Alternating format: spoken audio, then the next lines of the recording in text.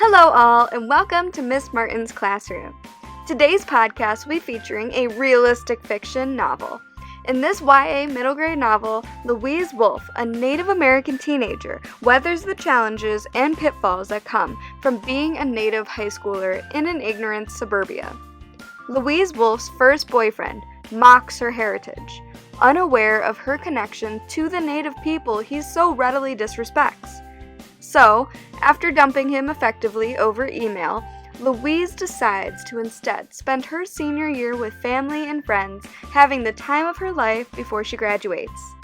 She joins the newspaper and is paired up with Joey Carews, a brand new photojournalist, and they both soon find themselves with a major scandal to cover.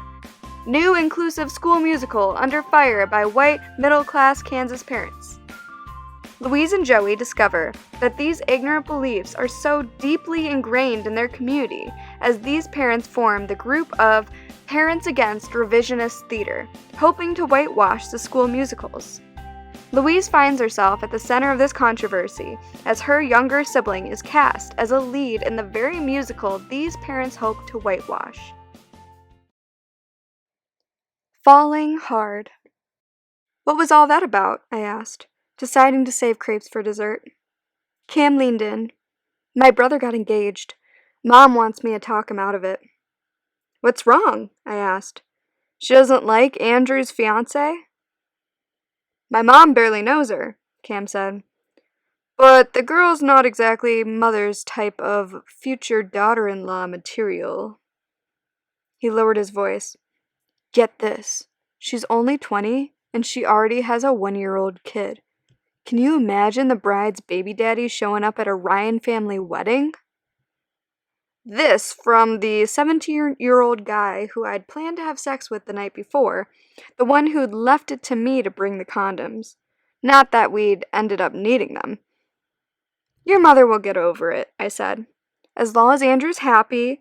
I don't think so. The girl is a Kickapoo Indian, so, you know. She works at a coffee shop on Massachusetts Street in Lawrence. We got in line for the carving station. So, I know she's a barista? Let's be real, Cam replied. She probably took one look at Andrew and saw dollar signs. Why else would she be working at a place like that, if not to hit on the college guys? I maintained a conversational tone. Why would she be working at a coffee shop? Off the top of my head, I'd say it's convenient to where she lives, or she enjoys interacting with the public, or she believes in the power of caffeine. Maybe she's putting herself through college. Mom says Kickapoo sounds like a dog, like cockapoo or peekapoo. Get it? I got it. The 3 senior couples ahead of us in line for beef were chatting sororities, fraternities, rush, and legacies. Cam joined in their Greek alphabet soup of conversation. Meanwhile, my native identity appeared to be nowhere on his radar. Cam mentioned that his grandfather, father, and older brother were Sigma Nus at the University of Kansas. It'll piss off Dad if I end up pledging another frat, he said with a calculated glance at his parents' table. But I'm gonna keep an open mind. It was a discussion we'd had before. Mostly, I suspected, so that when Cam finally accepted the bid from Sigma Nu, he could at least pretend he was his own man. Once the other couples had moved on, I reminded him. I'm native. I pointed at myself. One Muskogee Creek Nation citizen, live and in person, right here. Cam offered me a gold-trimmed white plate from the tall stack, and I shook my head. You know how my mom is, he said.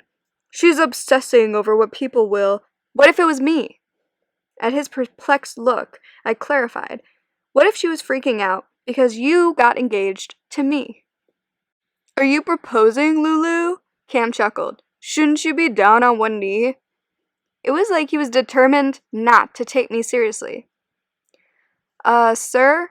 A slender guy in his early 20s stood poised at the carving station.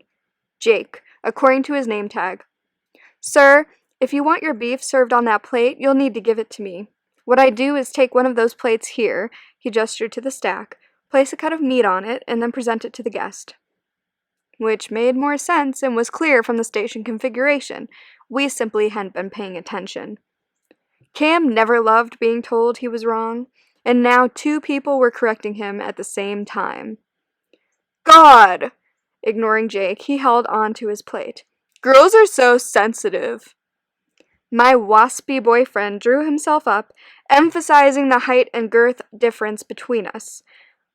Look, Louise, I'm sorry if you have a problem with whatever, but I'm a good guy, and like I've told you, I'm part Cherokee on my mom's side.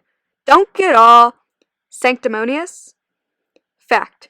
He's not a citizen of any of the Cherokee nations. He can't name a single Cherokee ancestor who was. I profoundly doubt he's even a distant descendant.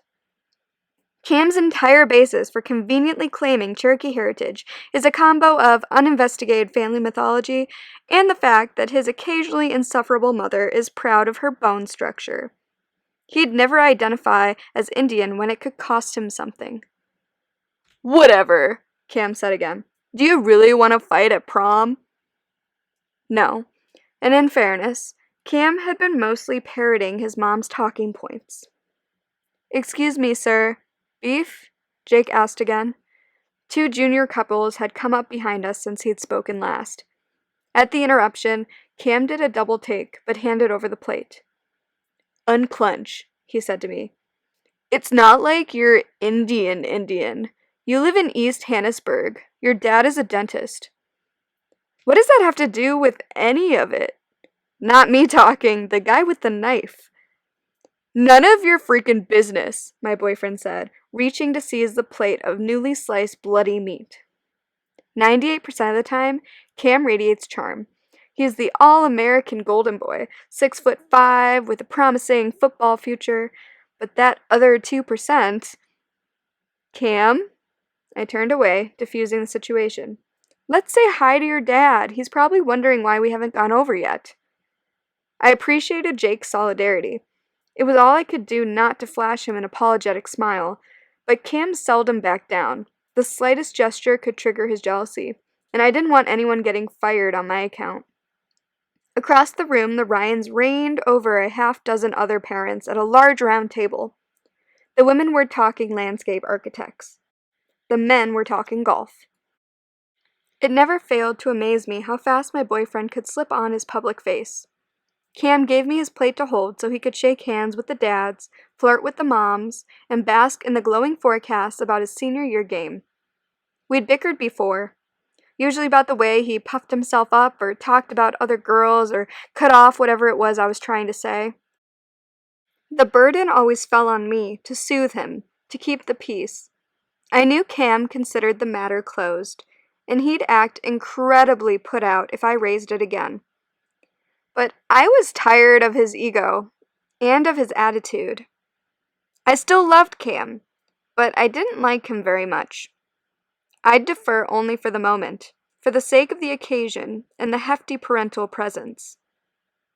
Mrs. Ryan glanced over at my plate. Is that all you're having, Louise? I could hear the admiration in her voice. The woman lived almost exclusively on vodka, raw veggies, and low-cal protein bars. I wondered if Andrew's kickapoo fiancé would ever find herself on the receiving end of such an approving tone. I spoke up. Yes, ma'am. I've had enough. As the school becomes a battleground and tensions flare, a romantic spark ignites with Joey. However, as her community has proven, Louise realizes that dating while native seems more difficult than ever, especially as they strive to get to the bottom of this major news story in Hearts Unbroken by Cynthia Leitich Smith. This is truly a book you can simply sink your teeth into. Don't forget to like and subscribe. Also check out my hashtag MSMReadyToRead and follow me on Instagram at ms_martins_class for more new books and fun lessons that are sure to engage you and your kiddos. Be sure to tune in next week for my next Book Talk Tuesday podcast, and please comment below if you've read this book or another book by the author. Thanks for watching!